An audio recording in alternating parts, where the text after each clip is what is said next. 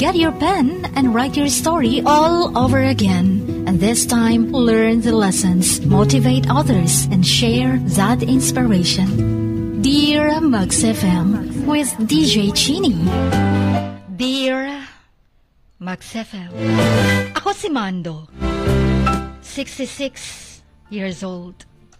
Chin, maniwala kayo sa hindi, isa akong dating embalmer sa isang funeral parlor. Hindi ko nababanggitin sa ang lugar. Pero almost 26 years akong naging embalsamador. Pero matagal na akong nagretiro. Hindi ko lang maiwasan ang mga alaala ng mga karanasan ko sa loob ng funeral parlor na yun. Para sa akin, naging isang libingan yun na mga patay at mga patay na minsan ay nabubuhay. Doon ang mga kwentong mga patay na hindi nagpapahinga. Mga multong naglalakad sa mga pasilyo at mga sikretong nakatago sa mga labi ng mga yumao. Isang gabi nga noon, bandang hating gabi na, naiwan akong mag-isa sa funeral parlor upang tapusin ang aking trabaho. Pati ako, amoy formalin na. Kaya sanay na rin ako sa amoy na yun. Habang naglalakad sa pasilyo, narinig ko yung mga yapak na mapaa. Hindi sa akin.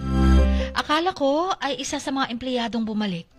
Pero laking gulat ko nang makita ko ang isang matandang babaeng nakasuot ng puting damit.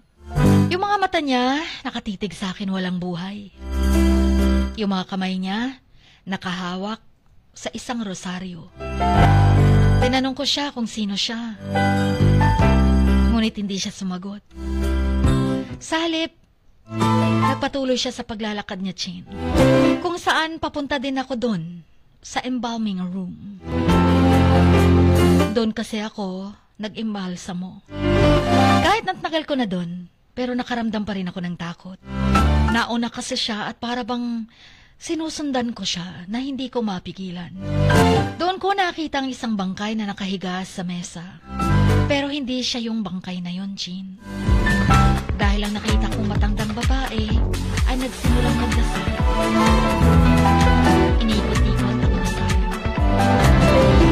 Tapos bigla na lang gumalaw ang bangkay. Napasigaw pa nga ako, Chin, wag. Oh my God, oh my God. Pero huli na nga ang lahat dahil nakita ko ang bangkay. Bumangon saglit, Chin. Bumukas ang mga mata nito. Tapos ang babae biglang naglaho. Sa isang pagpikit ko lang dahil sa sobrang takot ko, pagbukas ng mga mata ko ay wala ng babae. At nakita ko nga ang isang lalaking bangkay na namatay lang ilang araw ang nakalilipas. Yung mga mata niya, walang buhay. Pero may gustong sabihin. Gumagalaw ang mapipig niya na para bang may binubulong. Pero isa lang na naiintindihan ko. Ang sabi niya, Mando, tulungan mo ko. Hindi ako makapagpahinga. Hindi ko alam kung anong gagawin ko nun. Natakot ako.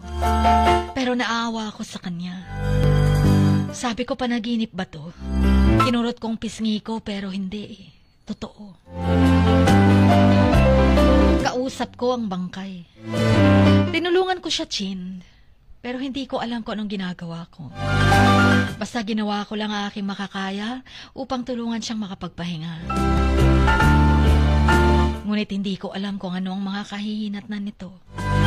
Mula noon, naging madalas ang mga karanasan ko sa mga multo. Mga bangkay na gumagalaw bigla.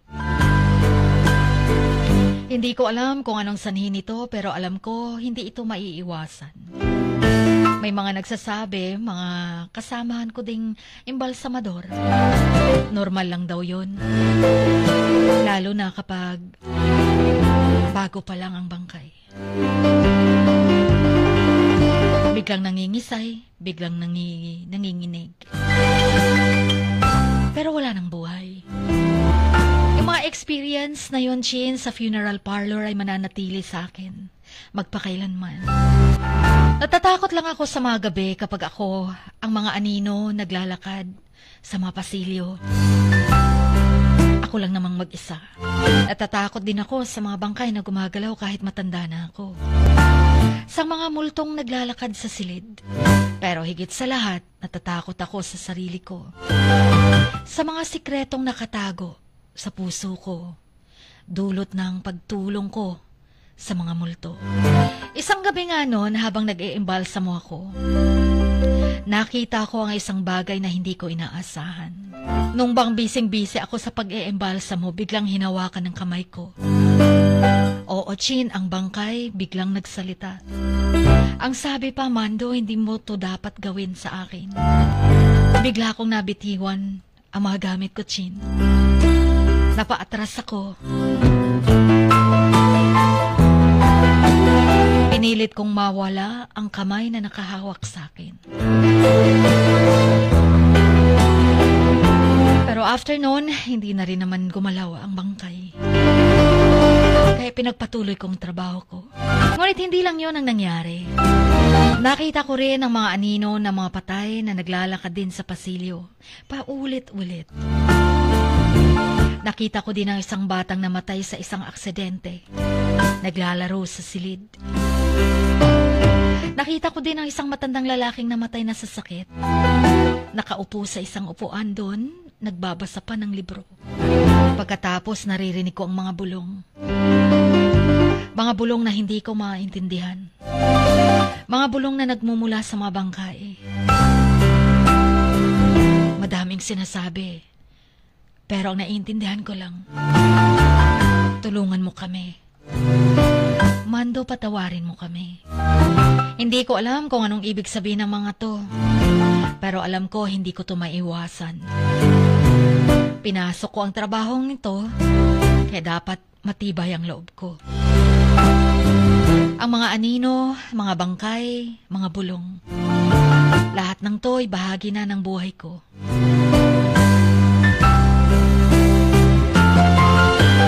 Alam mo yun, Chin, nung isang gabi pa, habang naglalakad ako noon, sa pasilyo papunta ng embalming room, nakita ko ang isang katabing pinto na hindi ko naman nakita dati. Sa pintong yun, nakasulat na mga sikreto ng mapatay. Hindi ko alam kung anong nasa loob, pero nararamdaman ko na dapat kong buksan to. Kaya binuksan ko, Chin. Hindi naman dapat bahagi yon ng funeral parlor. Paano nagkaroon ng isang room pa doon? Sa pagbukas ko, kahit madilim, isang aninag lang mula sa bintana. Nasa taas banda. Nakita ko ang isang silid na puno ng mga lumang larawan. Mga sulat. Mga bagay na hindi ko maintindihan. Sa gitna ng silid, may isang mesa na may nakalagay na isang lumang libro. Yung libro na yon may nakasulat na mga sikreto ng mga patay. Habang binubuksan ko yung libro, nakita ko yung pages na puno ng mga sulat na hindi ko maintindihan. Binabasa ko pero wala akong naiintindihan. Hindi nakasulat sa Tagalog o sa lengguwahe natin. Basta nababasa ko lang baliktad-baliktad. Pero nararamdaman ko na may mga bagay na hindi ko alam. Nakita ko ang mga kwento ng mga taong namatay sa mga aksidente. Mga taong namatay sa sakit. Mga taong namatay sa mga krimen. Ngunit nakita ko rin ang mga kwento ng mga taong hindi namatay. Mga taong nabuhay muli. Mga taong nagbalik sa mundo ng mabuhay. Pagkatapos, nakita ko ang isang pahina na may nakasulat na, Mando, ikaw ang susunod. Hindi ko alam kung anong ibig sabihin nito, Chin. Pero nararamdaman ko na. Para bang nagsasabing, mamamatay na rin ako soon. Natakot ako bigla. Sabi ko, wag muna, Lord. Hindi pa ako ready. Tapos narinig ko ulit ang mga yapak na mapaa sa pasilyo. Mga yapak na papunta dun sa silid na yon. Hindi ko alam kung sino, pero nararamdaman ko. Maraming mga bagay na gustong sabihin ng mga patay.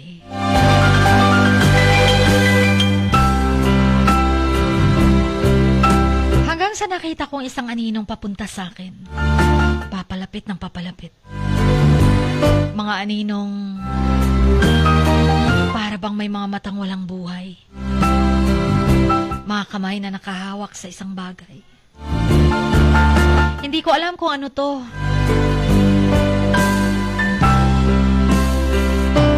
Pero alam ko, may gusto silang iparating sa akin. Tapos bigla na lang binulong sa akin. Naramdaman ko ang aninong lumapit sa tenga ko. Ang sabi, Mando, ikaw nang susunod. Handa ka na bang mamatay? Sobrang takot ko, Chin, na hindi ko alam kung anong sasabihin ko. Kung anong dapat kong reaksyon. Basta, sobra kong takot nun. Pero, ipinagpatuloy ko yung tamang pag-iisip. Ang sabi ko, hindi pa ako mamamatay. Sabi ko sa anino, buhay pa ako, buhay na buhay. Marami pa akong plano sa buhay ko. Kaya, wag niyo muna akong takutin. Wag niyo muna akong sunduin. Pero hindi sumagot yung anino. Sa halip, nagpatuloy sa pagtabi sa akin. Mga aninong naaaninag ko ang mga mata nito, walang buhay. Mga kamay na kahawak sa balikat ko. Nung dalawang kamay niya, pinatong niya sa mabalikat ko, nakita ko, para bang isang flashback ng buhay ko. Nakita ko yung mga memories ko, mga karanasan ko sa buhay. Higit sa lahat, nakita ko lahat ng pagkakamali ko. Mga bagay na dapat kong ginawa pero hindi ko ginawa. Mga bagay na dapat kong sinabi pero hindi ko sinabi. Hanggang nakita kong isang bagay na hindi ko inaasahan. Nakita kong sarili ko nakahiga sa kama at wala ng buhay. Tapos sinulit na naman ang anino. Mando, ikaw nang susunod. Ikaw nang susunod na mamamatay.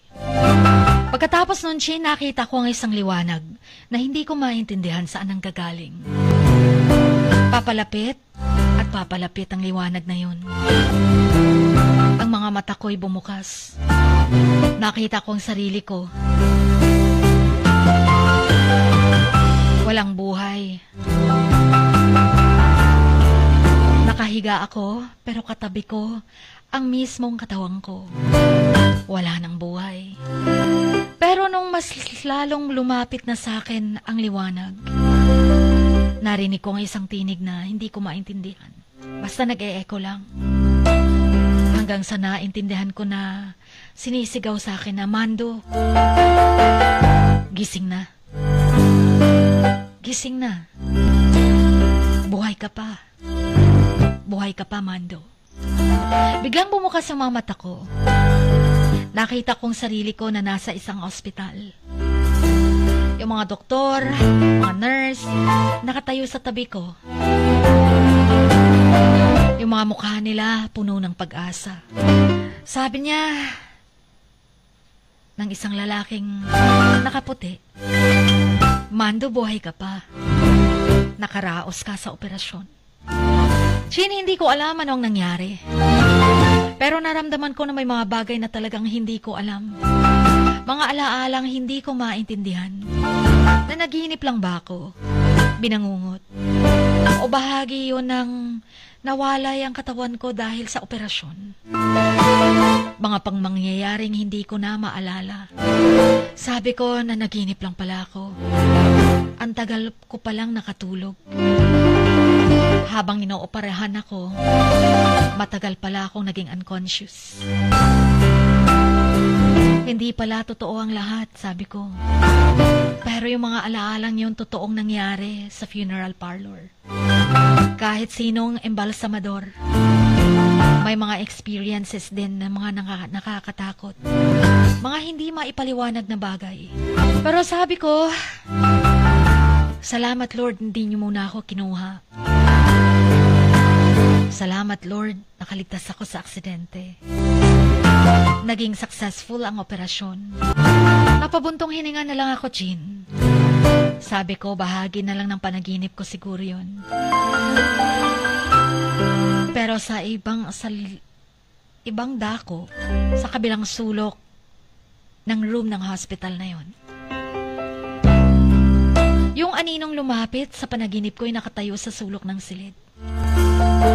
Ganun pa rin ang mga matang walang buhay. Tapos binubulong pa rin sa akin ang anino. Mando, ikaw ang susunod. Ikaw ang susunod na mamamatay na, Mando. Pero hindi ko pinansin yun, Chin. Nagpretend na lang ako na hindi ko nakikita ang anino. Baka sabihin nilang baliw ako. Kaya pinagpatuloy ko lang ang pagpikit ng mga mata ko dahil sa pagod. Parang napagod ako sa karanasang yun. Kung panaginip man yun. Pero sabi ko, hindi ako mamamatay pa. Buhay na buhay pa ako. Gusto kong isigaw at sigawan yung aninong yun. May mga plano pa ako sa buhay. Chin, wala akong pamilya. Matatanda na rin ang mga kapatid ko. May isang pamangkin na dumadalaw sa akin paminsan-minsan sa bahay ko. Pero mag-isa na ako sa buhay.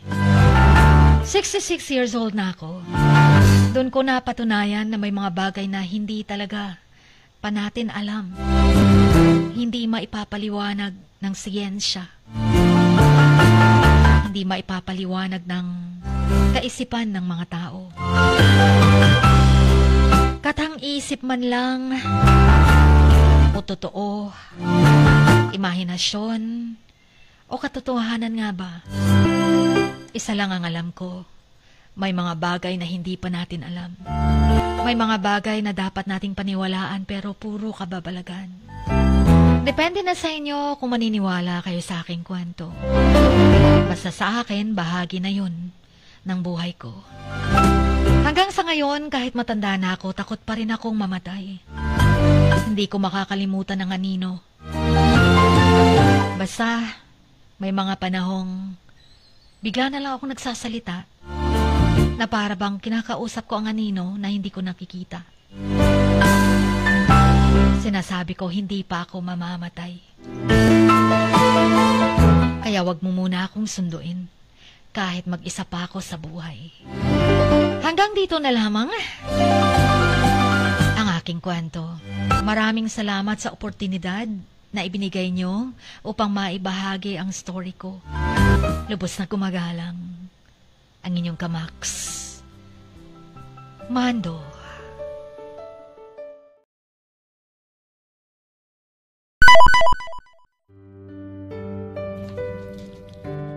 Sa bawat pagluha mo, may nakatagong kwento.